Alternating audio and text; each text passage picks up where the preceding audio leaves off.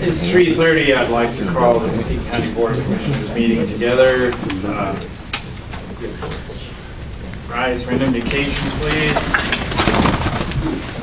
Let us pray. Lord, give us the wisdom necessary to make the decisions on the behalf of all the citizens of Muskegon County. Impress upon us all the awesome responsibility of representing the interests of our constituents. You've entrusted us with this area we call Muskegon County, and we are obligated to protect its resources so that it will continue to be a great place to live, work, and play. And as always, protect those who watch over us both here and abroad. Amen. Amen. I pledge allegiance to the flag of the United States of America and to the republic for which it stands, one nation, under God, indivisible, with liberty and justice for all.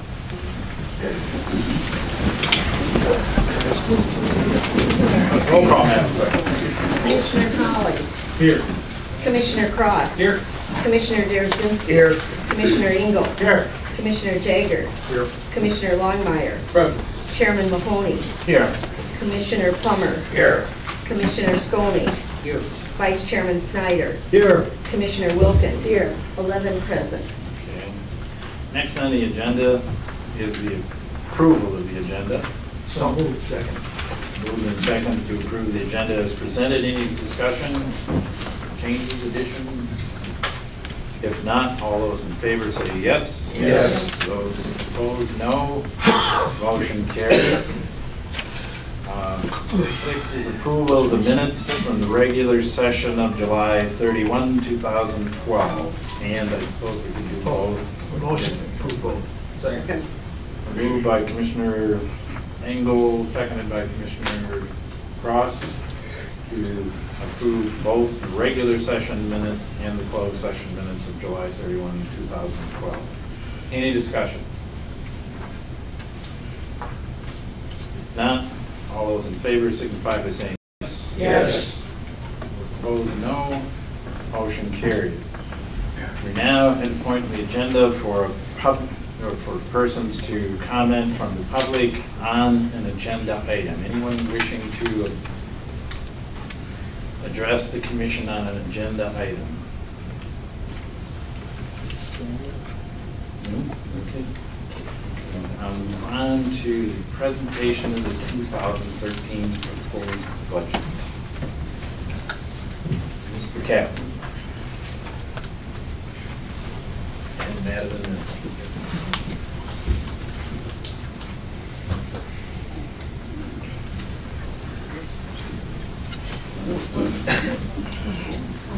Thank you, Mr. Chairman and County Board of Commissioners. Today I present you the fiscal year 2013 budget. My presentation will be very brief, and then the Finance and Management Services Director will do a more detailed summary of the budget. Today I'm just going to talk briefly about the budget challenge, the goals of the budget process, the initiatives, positive outcomes, and conclusion. Following the presentation, as I said, talk more detail about the budget. The goal of the 2013 budget was to maintain the team approach that was established last year and collaboratively identify initiatives to balance the budget while maintaining core functions. The general fund budget challenge for 2013 was $1.8 million. The primary drivers to the budget challenge was declining property assessments, reduction in personal property tax, as well as ongoing expenditure obligations that the county faces.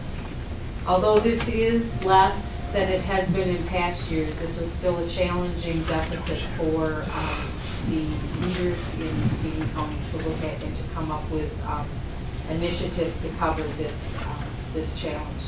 This was the second year of the functional budget teams. As you recall, last year we implemented a functional budget process where There were 4 teams: general government, human services, community services, and public safety. And they were, each team was given a target to meet the budget. The target was based on mandatory versus discretionary status. And when I talk about that, the team that had the most mandatory services would have the least targeted percentage amount. And the team with the most mandatory services in Muskegon County is the public safety team. The team with the least or the most discretionary services is the community services team. And their targets were based on that. The teams had balanced the budget with a variety of initiatives and revenue enhancements. The teams looked at ways to bring in more federal and state funds to supplant county expenditures and initiate funds from other sources. A new initiative that's in the 2013 budget is a Friends of the Parks initiative, and that is one of the other sources that we are looking at. And as we move forward with our parks, there are many capital needs that we have, and we are looking at creating a fund with the Community Foundation and to have people who are interested and care about our parks to look at helping us fund some of those capital improvements. When this budget is approved, and if it is approved by this board to continue with the Friends of the Park, I will be coming back to this board to request the establishment of an oversight committee of that fund that will oversee the funds and also oversee the expenditures of those funds. Base budget reductions was another element of the budget process. And under the base budget reductions each year, of course, is position eliminations. This budget did include 22 position eliminations. 10 of those positions are filled. That's always the most difficult budget challenge that we always face. But with the many years of budget deficits we do face, we have not a lot of discretionary spending left, and what it ultimately comes down to is the people that serve within county government. Because we serve people, it takes people to serve. Some of the things that were done in with the base budget reduction was the increased use of technology, as well as reallocations and reorganizations. We looked at positions that became vacant and looking at how we can reorganize those duties. We also increased the use of technology with our recent technology upgrade. Our goal is that the efficiencies that will bring will alleviate some of the burden that the loss of positions will have. And then we had the most significant budget changes was from the state was the shared revenue incentive, the economic vitality incentive program. That was a program that the governor proposed and was approved by the legislature and adopted in the state budget, with a condition that we followed three conditions to receive our shared revenue. The first being transparency, putting things on the internet, having a dashboard. The second was consolidation collaboration plan. Each one of the teams were required to submit internal and external consolidation opportunities. The first year we have to submit a plan. The second year we will have to show progress in that plan. It is my belief that we have to look internally to get comfortable with collaboration as we go forward with external collaborations, and the teams came up with ideas internally and externally. And then the third one, if you recall, was changed from the governor's proposal. It was based on retirement, and they changed it to the Public Act 152, the health insurance, and the counties are required to comply with Public Act 152. And the county currently does comply with 152. This budget does assume we will receive our full allocation of revenue sharing for 2013.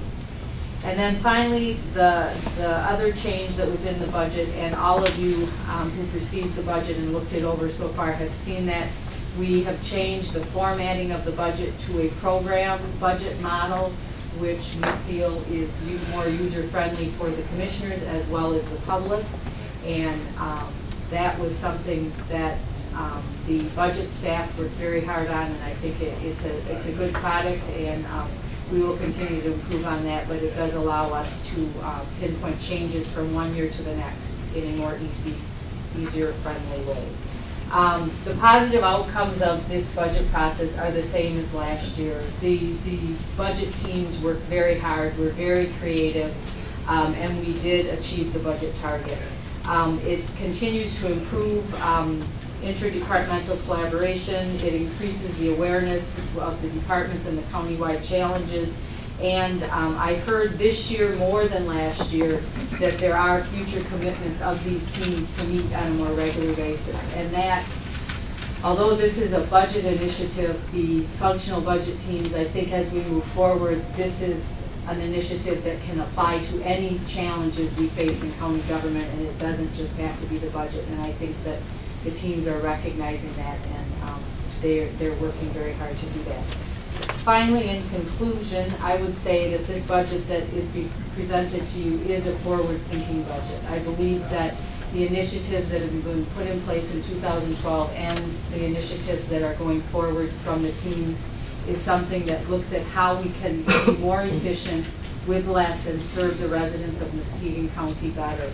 I have to thank the department directors, the elected officials, and the court administrators, because they are the ones that worked hard and brought the proposals forward that helped to balance this budget.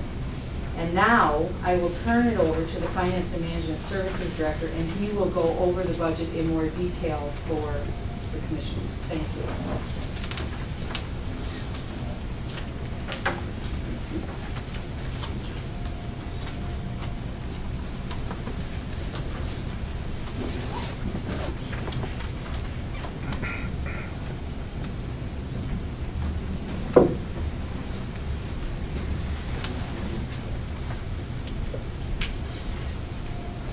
Good afternoon. Heath Kaplan, Finance and Management Services Director. This is always my pleasure to speak with you individually, of course, as a group, also to the public, but also before I get started, I just want to make sure it's recognized that the hard work that went into this document wasn't just obviously my own. Obviously, this is a team effort from the ground up, obviously under the great leadership of our County Administrator, Bonnie Hammersley, and obviously the accounting department, under the leadership of Dwight Avery, Bruce Skelton, Carson Lehigh. They put in a lot of hard work each and every year to put together a good working document. And I just want to make sure that I recognize their hard work that they put into this. Also, obviously, as the County Administrator indicated, this is a team collaborative approach. This is not a top-down telling people what they have to do. We are just working together to share information, to come up with solutions, not only for today, but in the future. And that's what excites me the most about this document. It has an eye, not just in 1 year, but many years into the future. So with that being said, as the County Administrator said, is the budget team process and the teams that are all broken down there on the screen has really been a breath of fresh air, I believe, for the team, because again, not that anything was wrong in the past in how we did budgeting. It was just neat to get everyone in the same room with like functions to start talking about, okay, what things can we do different? And what things haven't been working, and how can we change that cycle? And these groups have been just great and paramount as to being willing to adapt, being willing to think in new directions and come up with solutions. The fruits of that labor, as you can see from the board, we had a goal of $1.8 million to be able to shave out of this budget. And as you can see, we exceeded that goal. And the reason why we exceeded that goal is obviously when you have a deficit planned at around $1.8 million, if you keep it right at the razor's edge, you leave yourself vulnerable for any adaptive changes that happen. For example, a big example that's been in the papers is the Consumer Energy's COP plan. If we do not have these type of contingencies built into our budget, we will get hurt with those types of variations. And obviously, we need to make sure that we're providing consistent, reliable service through our programs. And that's why we build in some of these margins. I don't want you to think there's a bunch of fluff in there. There isn't. But however, we do have some in there to think of those unknown situations that may occur. Highlights of the general government team just by themselves. As you can see, there was a lot of reorganization being done, a lot of enhancements that are outside of the box. And again, always thinking of what can we do differently every year. Don't just rest on your laurels. What can we keep pushing ourselves to do differently from the prior year? Public safety, they do a great job every single year. You would think by getting all these people together they'd be killing themselves, but they don't. They do a great job in trying to come up with real unique ways to do things differently. As I keep hearing, why can't we do things differently in the public? Well, we are thinking about things differently every year. This group does some great things, I think, that goes unrecognized. Human services, again, this has been a tough one for us, which obviously includes our child care issue that we talked about previously. We are always looking at how can we provide that service differently, more efficiently, to get better results for not only the public, for those children, but for just everyone in general. We're not looking at making a very thin margin program here. We want a program that's sustainable. I think that's always been the mantra moving forward is sustainability. And this is a step in that direction towards that sustainability of those programs for human services. Now, community services, again, they did a lot of the same things that they've done prior, but the things that they're doing differently now is they're looking at ways how they can reallocate expenses. Does it make sense for someone to bear a full 100% burden of one particular function, or can we share it?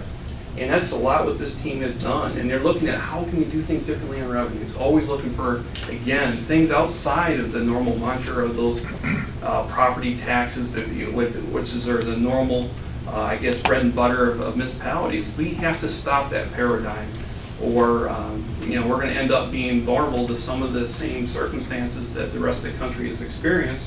And we obviously don't want to go anywhere near down the road with some of these other municipalities that are even thinking about, Chapter 9 bankruptcy or et cetera. And we're far from it, obviously. We want to keep it that way. Revenues. Let's talk about our revenues for the year. Of course, I'm not going to read this verbatim to you. Death by PowerPoint, I promise you. But the one thing that I'd like to tell you guys about your revenue situation and why I'm excited more particularly about this year's budget is we are breaking some trends.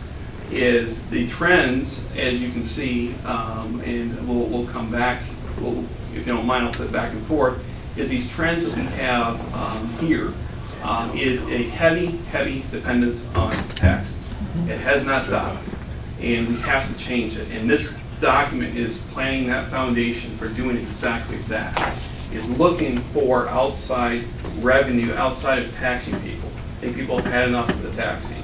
I think they're looking at ways where we can offer a collaborative service, a needed service, to where they're willing to pay for it, something they wanted in the first place. And that's what we're doing in this document, is we're coming up with those regionalized, collaborative types of programs and services to where we can complement not only the area, but maybe the greater state area, depending on the service we're offering.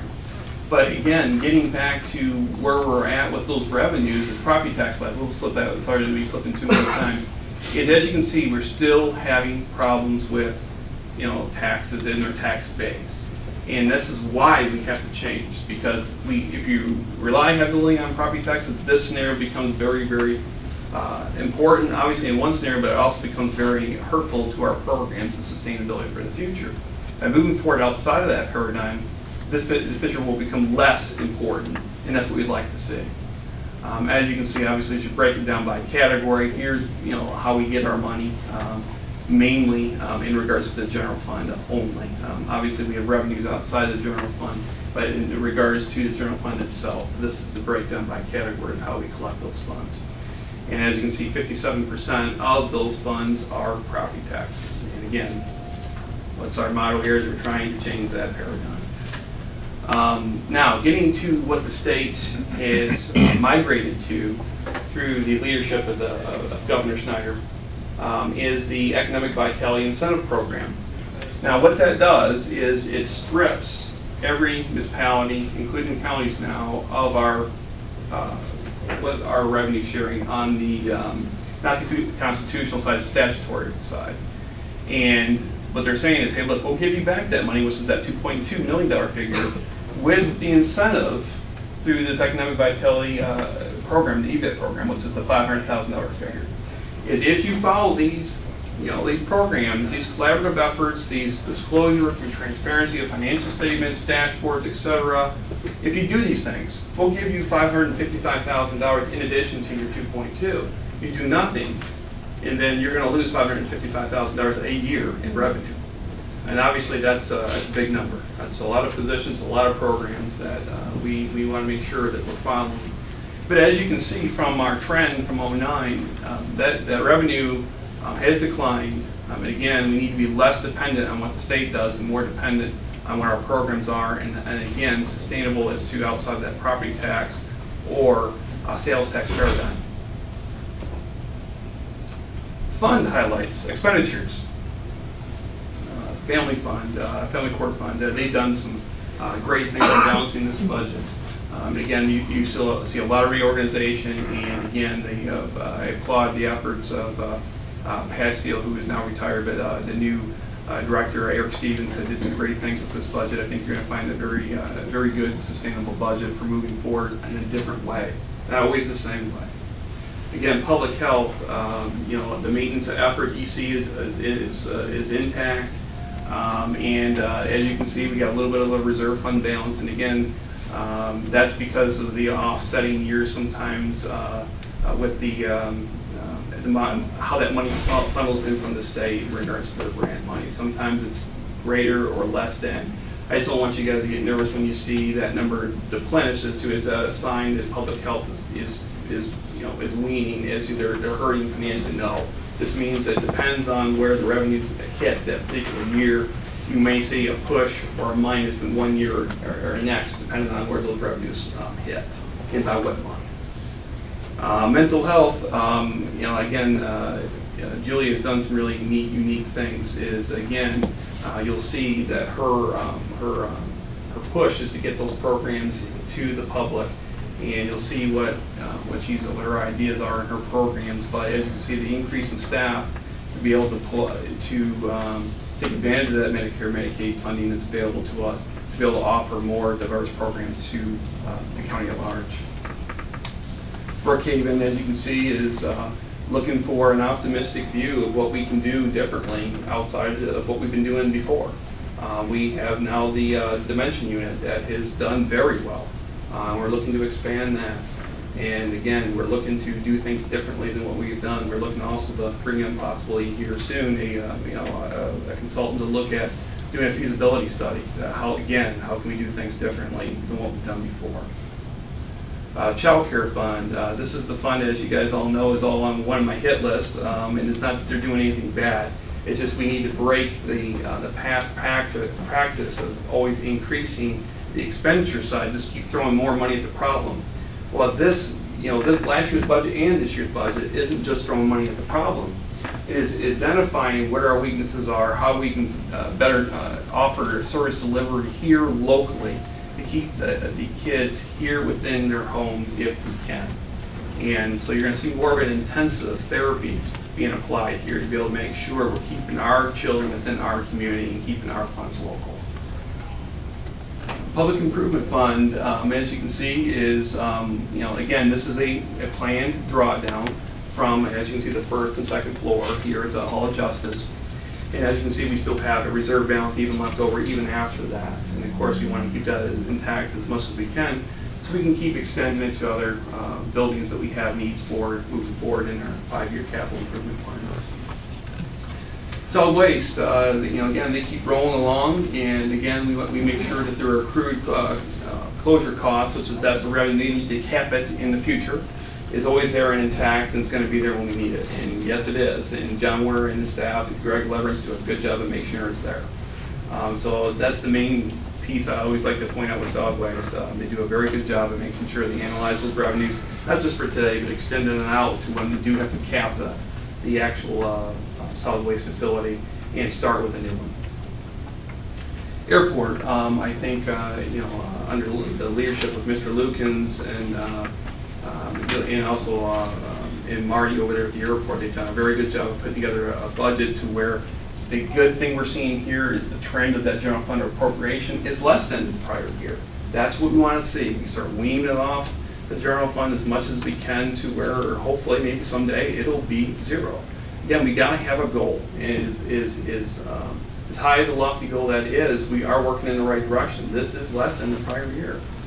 And the key piece here, if you're wondering what's the CFC reserve, well, as you remember from the contracts that were negotiated through the airport and presented through the Transportation Board and then subsequently through the board, we have no agreements with the rental car companies that we collect that facility charge through the airline ticket fees that goes into a reserve that we hold for them to be able to build a new, let's say, a rental car facility if that's what they deem they want to have as a capital improvement in the future. So this is the estimated reserve we're going to have as of next year, right around 177,000, and it's building each year, and that's what it needs to, based on those capital needs that we may have in the future. MATS again does a very good job of making sure that they're providing the services that are at high peak demand right now out to the public. And again, under the leadership of Mr. Lukens and Mr. Kuhn, I think we put together a very solid budget to be able to make sure, one, we've got the capital improvements we need in the future, including the new bus terminal that we've been talking about, but also what's our service delivery, not just in the MAT system, but in the trolley system that's also popular during the demand high season. Wastewater fund, again, wastewater is trucking along. Some good news within wastewater is we're starting to see a trend towards improvement after the sappy decline in those flows. And so again, I attribute that to the hard work that the staff, Mark Eisenbarth, has put in, and then also it shows the reinvestment back in the county. You see as flows start to recover, that means people are investing in our community. That's always a great sign as moving forward for economic development purposes. Our insurance fund, this is our internal service fund because we are self-funded pretty much for almost everything, with some rare exceptions, and it is doing, as you can see, just well. We are seeing some substantial savings within the medical expense area when we migrated over from Blue Cross Blue Shield over to Priority Health. Obviously, what also helps as well is our employees are paying now 15% of that share is to obviously the 7% they were paying previously. And also we're seeing those prescription health benefits that are now coming down per the new program that we have in place that was from the prior. So we're, and also workers' comp claims are less than what they were before. So we're building up our reserves. We're heading in the right direction, and we're building a sustainable model. Energy Improvement Fund, again, this is the piece to where we had the Honeywell project. Because I know Commissioner Derazinski, Chairman Mahoney always ask about how are we doing with the Honeywell project. Well, we're doing just fine. Again, we're collecting revenues that are making sure we do pay those principal and interest payments. Obviously, that's the subsidized interest rate we receive from the federal government. And so through those energy savings bonds, we're doing just fine. We're paying principal and interest payments. We've got a model that's well within the future where we can sustain those payments. Also, we're auditing internally, and that's the next question coming up. Are we looking at those energy bills? Yes, we are. We're making sure that we are seeing some savings, obviously, that are being applied towards that performance issue that we're hoping to get through Honeywell. We're just on the, obviously, we're just in the beginning of it. But again, we're not going to, that's not mean we're going to ignore it as we move forward. We're not, I promise you. Total budget, if you just had to cram it all together and to say, what do we got? Well, we got $262 million. As you can see, the planned use of fund balance or retained earnings, you got around 4% of it. And again, that is planned use.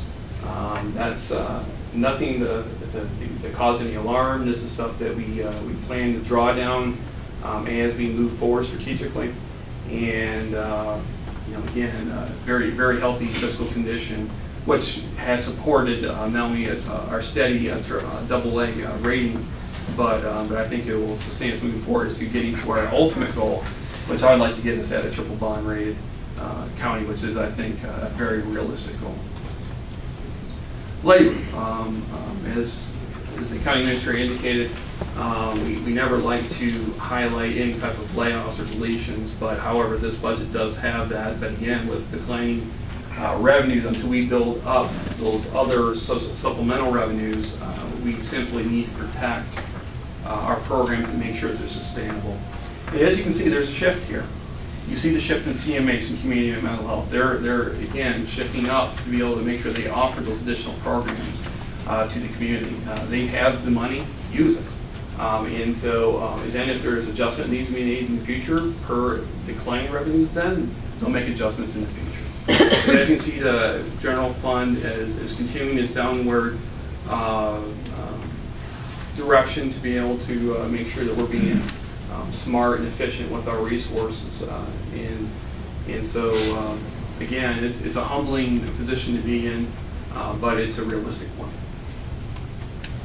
The new positions, again, I'm not going to read them off to you, but one of the a couple of the highlights you'll see there is you'll see a collaborative shared position there with information services, wastewater. That's the automation controls project manager.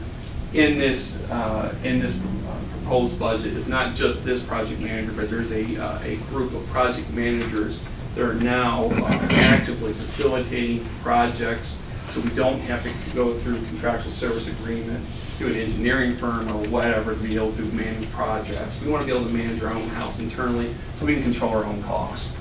And that was, I think, a key underlayer that we weren't doing prior, is if you don't have an inside project manager and you outsource the function, you kind of have a conflict of interest there when you're trying to have them keep and control costs. Well, if they're not internal to the process, there's not a whole lot of incentive for them to keep those costs down.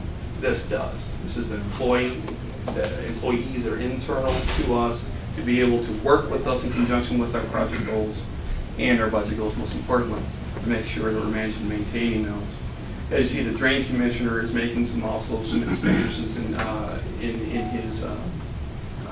his budget, but again, that's contingent upon him bringing in additional revenues as well to be able to cover those. And you can see the expansion in mental health through what we talked about before, through using those Medicare funds to be able to offer more and more programs to our public. And Matt's also has a couple of obviously additions, as you can see, to be able to increase that continued demand for service. The eliminations, again, as you can see from here, some either through efficiencies, information services, you'll see a lot of computer technology types of positions that are being eliminated. And again, that's through the investment that we put in through this virtualized environment. As we have a virtualized environment, we have a less need to have people be reactive to individual workstations. Now they can be proactive and actually manage things from a centralized setting to where they don't need to get off their desk, get away from their workstation and actually travel somewhere to work on a computer. The virtualized environment allows us to manage that environment from anywhere actually in the world, not just here, anywhere, where there's a PC with internet connection. And you can see from Sheriff, as we move forward with the new health program for the jail, we have some eliminations there. Now, moving forward with the tax rates, and this is always the most near and dear to the taxpayers' heart, of course, and I don't blame them, is we're keeping the tax rates constant. We're not increasing them, and we don't have a plan to increase them. And again, we're assuming no changes. Again, we want to sustain our programs without increasing the cost to our public. And so, as you saw from the Truth in Taxation hearing, there was, I think, some misconception that we were increasing our taxes. No, what we were doing, the reason why we even had to have that Truth in Taxation hearing was because of the liquor and cigarette tax revenues were projected higher than what was originally estimated. And since that is revenue that's coming into the county, we had to have that Truth in Taxation hearing. And to be able to sustain our programs outside of those liquor and cigarette taxes, they were very confined. They had to be used for a specific purpose. We had to keep our taxes level stable. And so the only piece that can be misconstrued as an initial tax increase is the tax on is the cigarette and liquor. That's it. Property taxes is stable. I know you guys are all ready for questions, so I'm happy to answer any that you may have. And again, I really appreciate your patience and allowing me to present this document to you. I got 3 or 4, Mr. Chairman. Are we working anything in toward a drug court? Drug court, that I'd have to defer over to district court. Nancy, would you be able to answer that? Is there anything that has been strategically planned for a drug court? There is no funds at this time for a drug court. We have had some conversations at internal meetings within district court, but that's where it is right now. But we're not putting money away for it, or? No, not this. Okay. I talked to you earlier about this, about the Board of Commissioners. We're going to have 2 left, but we left other, and we left the wellness supplies. And now that we got the new iPad and other, they should have went down. And I know you want us to always work under, but I would like to see that actually lowered on there and force us to behave. Yeah, the only thing that we took the liberty, so to speak, of actually declining in the budget for the commissioners was the piece of going from 11 commissioners down to 9, and that's in the salaries and fringes. Everything else, that is the discretion of this board. We do not make any assumptions as to what may or may not be appropriate in regards to your guys' budget. Now, I think it's very reasonable to carry forward the prior year budget because, again, you don't know what circumstances are going to come to us in the future. I think any little cushion, and again, I stress a little because this is a very, very, very small piece of the budget, I think is always a good thing versus coming back to a revised budget mid-year. But again, that's just my recommendation. Now, of course, that I respectfully to take any direction that you may, as a board, come up. We're laying people off, and we did things to try to reduce our budget, so I would just like to have seen it lowered, is all. And now this one I had asked earlier too, just to make sure, if we pass this, the MATS buses we will literally take the grant also for the $1.3 million for new buses. The 2013 budget does include the grant for the rural buses. And however, I would like to point out that between now and the adoption day of September 25th is the opportunity for the board to make any changes that they would like to make to the budget through amendments, and they can contact my office or Heath's office to do that. And those would be reviewed at the Ways and Means Committee meeting in September. Well, I think I'm only going there majorly because we're going to have a detailed plan how this thing can be paid for prior to us agreeing to this budget. At the Transportation Committee meeting on Thursday, August 16th, on Thursday of this week, Mr. Lukens and Mr. Coons will be giving a planned report on what the plan is for that money for those 3 buses. And how, I would imagine it's all going to get paid for. Okay, thank you. Commissioner Long. Yes, the $500,000 that the governor is allocating for shared service. Any information on what services he's recommending that the county share? Yeah, there's 3 different areas in where the EVIP, or the Economic Vitality Incentive Program, outlines. The first one in that program is the financial transparency function.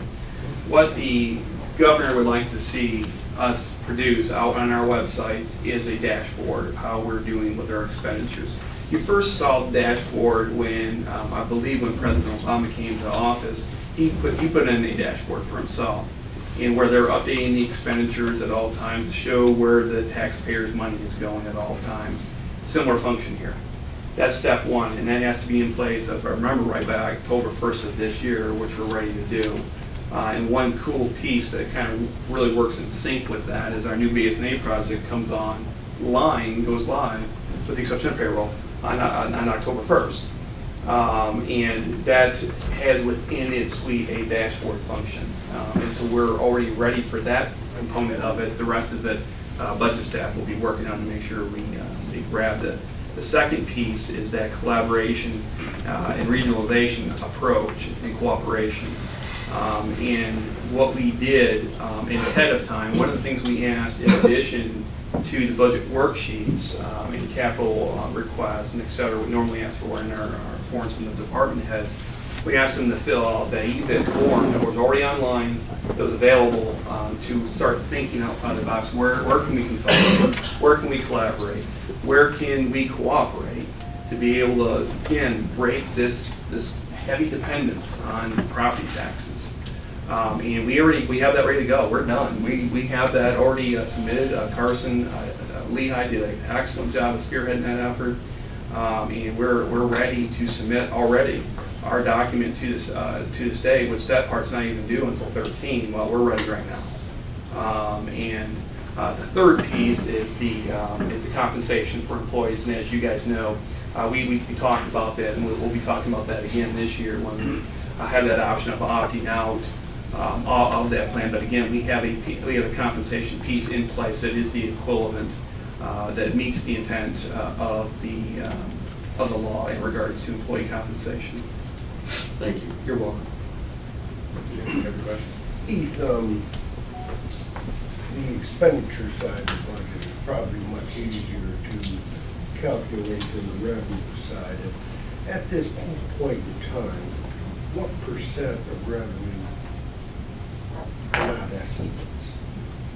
I mean, most of them are your best guesses, or a collaborative best guess. Well, actually, the way the document is put together, Commissioner, is, again, this information comes directly from department heads. They know best their own functions, and if we see something that, when I say we, myself, Bonnie, or the budget staff see that may be kind of a little off from prior patterns of fiscal years, we'll ask about it and we'll drill down further on it to work out what those differences may be. But ultimately, that's the decision of the department. If they really feel that they can bring in those revenues, we support them. That was my question. Now, who's watching the revenue estimates? We all are, and again, it's a team approach. It's not just one person. And again, it starts at the department level and it functions up to the centralized level where we're at. You're welcome. Commissioner Skolnick. I just have a few questions. How much was budgeted for post-employment benefits? OPEB, we carried forward the 12 budget number forward. Again, that number is right around 4.3 million. And we just received our actuarial from, let's see here, the last one was the 09, so this would be the 11 actuarial for OPEB. And we're still not complete on it yet because we just received the draft, and we want to make sure we had to provide additional information to our consultant, so they make sure they understand all the facts relating to our expense, not just for our retirees, but active employees. But you budgeted 4.3 million. 4.3. For that. Okay, and then what about retiree benefits for MERS? Yeah, you're talking from the trust fund itself? Well, I know that you don't control that No. fund, but how much do you plan on putting into that? Well, again, the 4.3 million of the OPEB funnels into a trust that's held by MERS, and they disperse it from there, in which we receive invoices. At that point, actually, Debbie receives those invoices, and then we pay them as we get them. I mean, not for the health benefits, but For actually pension? the actual pension. Yeah, for pension, it's again, it's the same relationship as we fund, again, that trust. Again, as of the last CAFR, we were 80.2% funded on our pension, and actually it's still climbing. So you expect it to go up from 80.2? I do. Okay. And what about the unreserved fund balance? Do you expect that to increase or go down, or what do you expect there? Well, again, for board policy, we need to make sure we have an 18% reserve at minimum. And again, this budget holds in line those reserves. And we have the 18% on the general fund reserve, and then we have the budget stabilization at 5%. If I remember right, that's 5%. Okay, so we're holding the okay, line. then just the final question. Yeah. The county, and I know you made a brief mention of this, but the county currently has a AA stable credit rating with Standard & Poor's, which if I understand right is the second highest credit rating. When I looked, I see that some, like, I think Kent has a AAA rating. Yeah, Kent, I believe Ottawa has a AAA on one of the big three, but the others they have AA. But actually, to clarify that, AA plus, AA. So actually, we're the third highest. Okay, I misread that when I looked at the Standard & Poor's list, but what would it take to get us, I mean, is it possible to move to a AAA credit? Absolutely, absolutely. That is definitely a very attainable goal, but however, some of those variables are also out of our control. But I think they're going to only get better for us. Again, you know, as we all know, the economy, we all say it can't get any worse. Well, I'm pretty sure hopefully we've weathered most of the storm, because one of the main things that our credit agencies look at is they look at our economy. They look at how's the housing market doing, how's the economy, is there any reinvestment in the community? And as you can see, we're starting to see that here. One thing they were very interested in seeing is, you know, again, 4.2's coming to town. They know that. I mean, they got it on their hit list, and they've been watching it, and they ask about it every time I have a rating call with them. How's 4.2 doing? They know that we're looking at wind farm technology here in this county again. They consider us a very progressive county in consideration to everyone else they review. And they're very impressed with these different platforms that we're looking at constantly. I can't wait to tell them about our IT initiatives.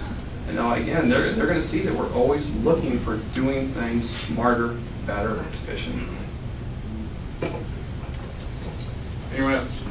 He's talking about the AA rating, how that relates to the school districts and other units of government is huge, and no one really sees that. I wonder if you could expound on that a little bit. Sure. Again, where that really is huge to the surrounding environment, for example, is again when any of the other taxing authorities go out for a bond issue and they go out for their own rating, it is very important that they know the environment in which they're operating in. And if the county was, you know, unstable and didn't have planned reserves, et cetera, that would look negatively on their rating, and thus they'd be paying more on an interest rate, so it's more expensive for them to borrow money.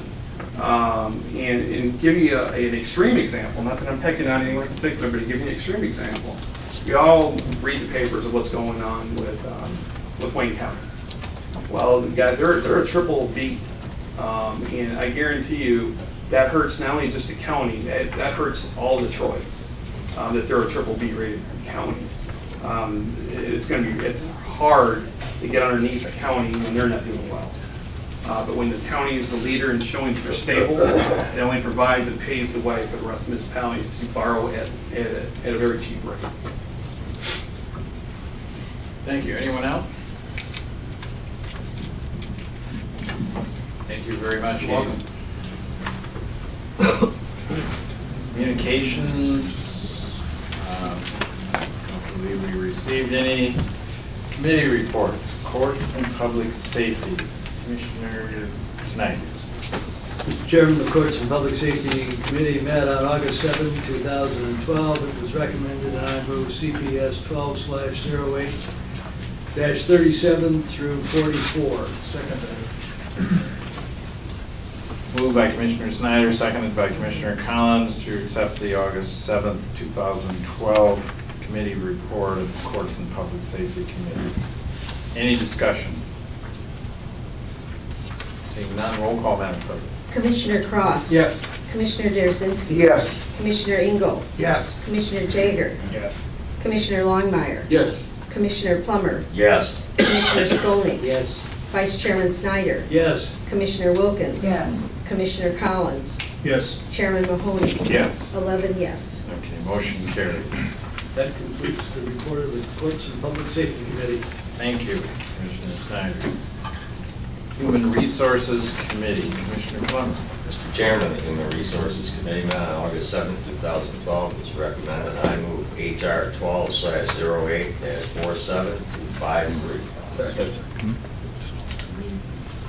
By Commissioner Plummer, seconded by Commissioner Longmire to accept the Human Resources Committee report of August 7th. Any discussion? Seeing none, roll call, Madam Clerk. Commissioner Jarosinski. Yes. Commissioner Engel. Yes. Commissioner Jager. Yes. Commissioner Longmire. Yes. Commissioner Plummer. Yes. Commissioner Skolnick. Yes. Vice Chairman Snyder. Yes. Commissioner Wilkins. Yes. Commissioner Collins. Yes. Commissioner Cross. Yes. Chairman Mahoney. Yes. 11 yes. Okay, motion carries. That concludes the Human Resource Committee report, Mr. Chairman. Thank you, Commissioner Plummer. Now unusual. Public Works, Commissioner Engel.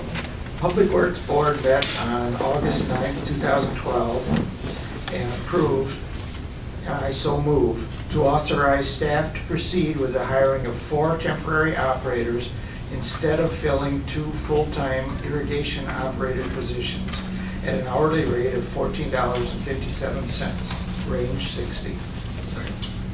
Moved by Commissioner Engel, seconded by Commissioner Cross to accept the Public Works Committee report of August 9th. Any discussion? Roll call, Madam Clerk. Commissioner Engel. Yes. Commissioner Jager. Yes. Commissioner Longmire. Yes. Commissioner Plummer. Yes. Commissioner Skolnick. Yes. Vice Chairman Snyder. Yes. Commissioner Wilkins. Yes. Commissioner Collins. Yes. Commissioner Cross. Yes. Commissioner Jarosinski. Yes. Chairman Mahoney. Yes. 11 yes. Okay, motion carries. Mr. Chairman, that completes the report from the Board of Public Works. Thank you, Commissioner Engel. Ways and Means Committee, Commissioner Collins. Mr. Chairman, the Ways and Means Committee met on August 2nd, 2012. It's recommended that I move WM 12/08-108 through 111. Second. Moved by Commissioner Collins, seconded by Commissioner Engel to accept the Ways and Means Committee report of August 7th. Any discussion? The only thing I would point out is that the WM 12/08-111 is for the Department of Employment and Training to consolidate their efforts in one area. Thank you. Anyone else?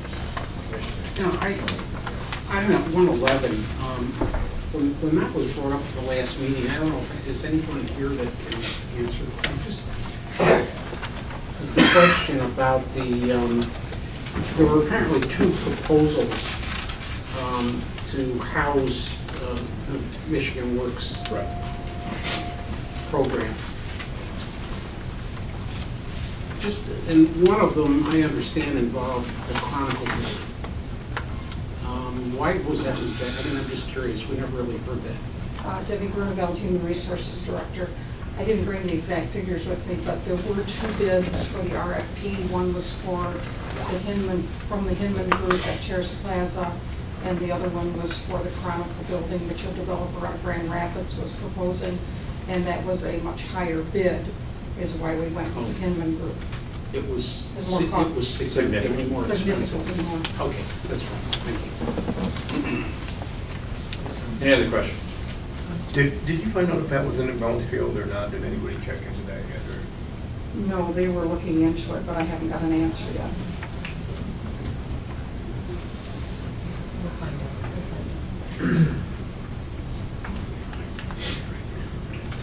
Anyone else? None? Roll call, Madam Clerk. Commissioner Jager. 108 yes, 109 no, 110, 111 yes. Commissioner Longmire. Yes. Commissioner Plummer. Yes. Commissioner Skolnick. Yes. Vice Chairman Snyder. Yes. Commissioner Wilkins. Commissioner Collins. Yes. Commissioner Cross. Yes. Commissioner Jarosinski. Yes. Commissioner Engel. Yes. Chairman Mahoney. Yes. 11 yes on 108, 10 yes, 1 no on 109, 11 yes on 110 and 111. Motion carries. Mr. Chairman, that concludes the report of the Ways and Means Committee. Thank you, Commissioner Collins. My report, the 2013 proposed budget public hearing will be Thursday, September 6th.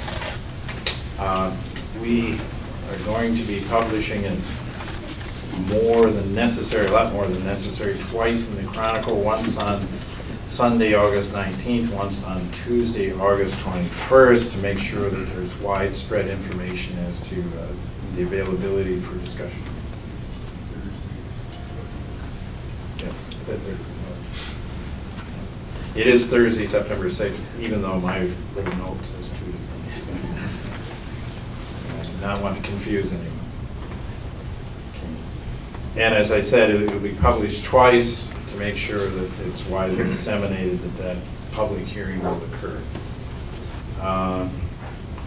National Association of Counties has recognized Muskegon County's efforts to educate the public and raise awareness about county government during the County Government Month with a little certificate indicating our efforts and their recognition of those. That's all I have at this point. Any liaison wishing to report?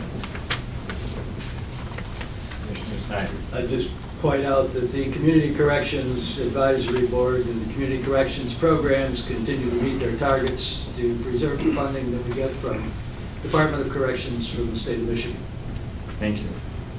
Anyone else, Commissioner? Yeah, I attended a SMART meeting down in Battle Creek, and I believe Berrien County has just switched out their land bank that, to a whole new program because they were having a lot of problems, the same as we are. And some people don't feel the problems, but I do. But anyway, I suggest that maybe we would get a hold of them and see how they have changed theirs, and they say it's working much better. So anyway, this was just a thought. Anyone else? I'd just like to, I'll talk to you afterwards about these problems. Okay, anyone else? That concludes my report. Madam Administrator. Thank you, Mr. Chair, and the County Board of Commissioners. I present to you for your consideration today authorization of remaining hot rod power tour expenses to be paid from accommodations tax reserve. So moved. Second. Moved by Commissioner Snyder, seconded by Commissioner Derazinski. Any discussion? I would point out that that this is not a freebie, it's more of a loan to the committee for us to recoup those funds eventually. And I can speak for the Power Tour Committee, that is absolutely our intent. I think this is a good event. This kind of hopefully will assure them to return in the future. It was way bigger than we anticipated. You know, and it took bike time 5 years to pay off the startup of that. So, and the accommodation tax from last year to this year increased by roughly $25,000. And the big issue that came to town, Power Tour, has a big piece of that. Hope I didn't misquote myself there. To focus it down on that weekend, I think you'll find it positive. But our goal is to repay this. And having said that, I've been beating the bushes a little bit, and I have a gentleman that's going to give us a check during public comments. Okay? Okay. Anyone else? Some of this was an obligation that was prior to the event coming here, I think, wasn't it? Yes, it was. Yeah, so I mean, it's not, it's a combination of things. Right. Anyone else? Commissioner Snyder. Well, the increase in the accommodations tax in view of loss of summer sell is very encouraging, so I'm glad to see that. Anyone else? Commissioner Snyder. Or Skolnick. We All right. like- Yeah.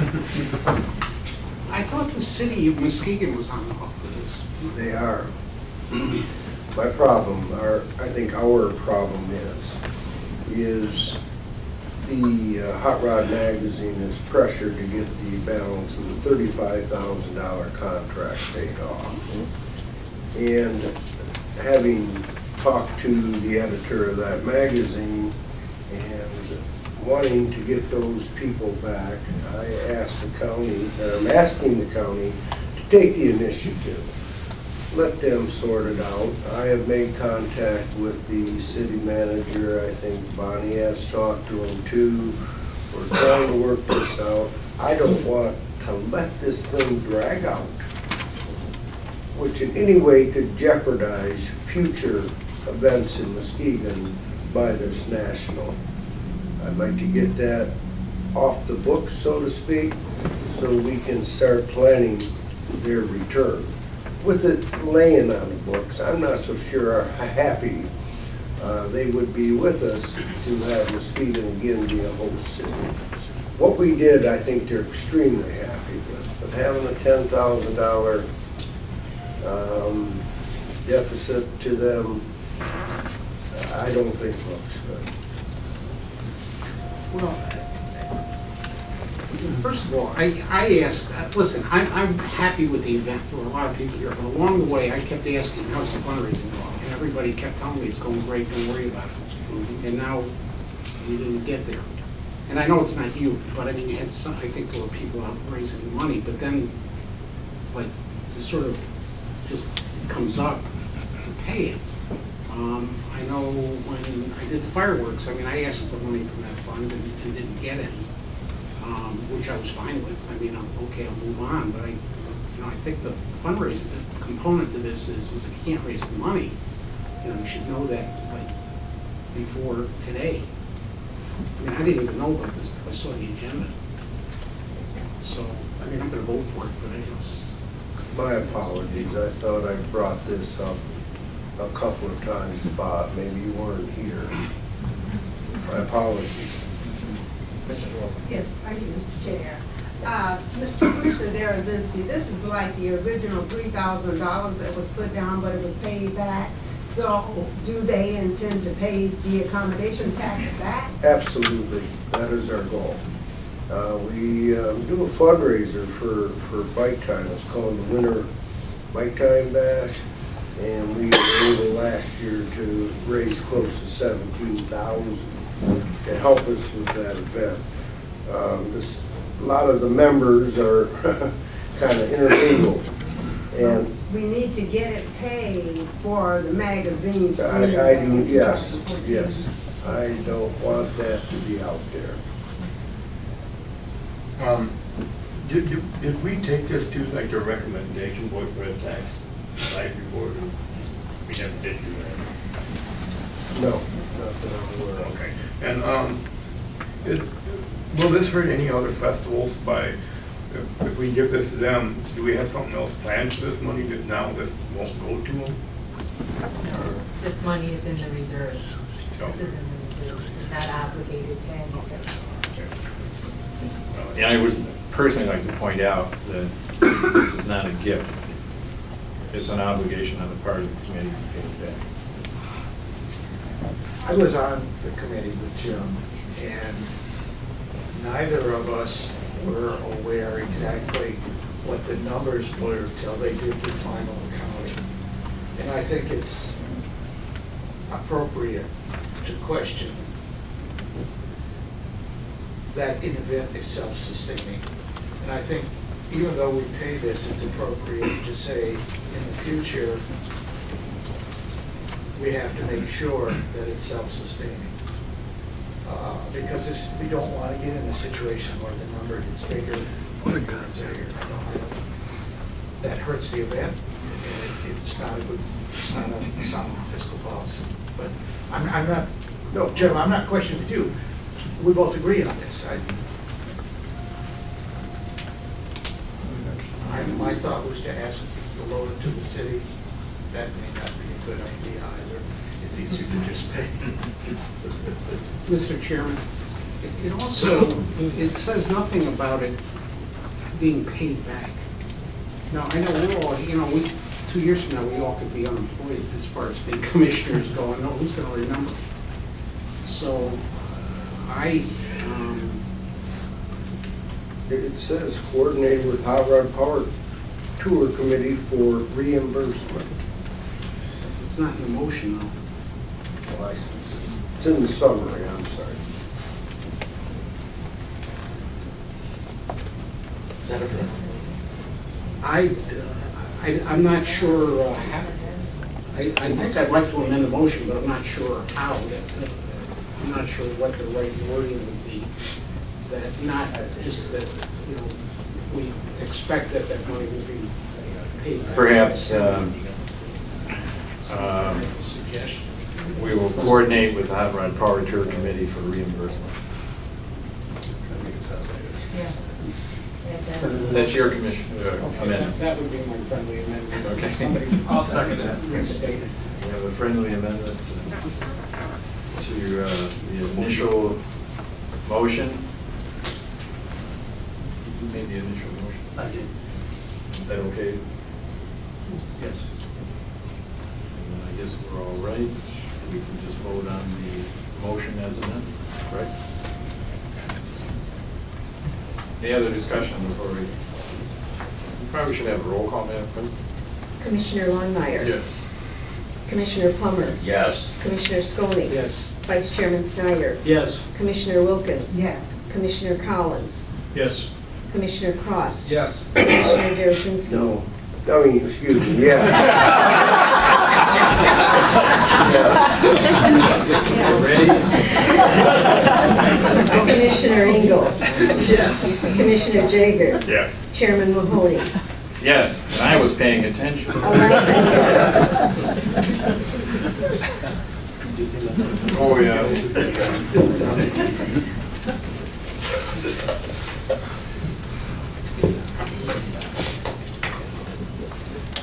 That concludes my report. Thank you, Madam Administrator. With that, we now move on to old business. Anyone have old business? Commissioner Derasinski. If I may, one of the spin-offs from the Power Tour and Bike Time is the lease that we had at the Carpenter Brothers, and I think there's Mr. Fred Sherman here representing Abate Region 5, and they did the parking, and they had a commitment to us, and he would like to present a check that, do we have this in the general fund already? Can this go to Power Tour? Think I'm kidding, don't you? If we could have a motion to suspend the rules and allow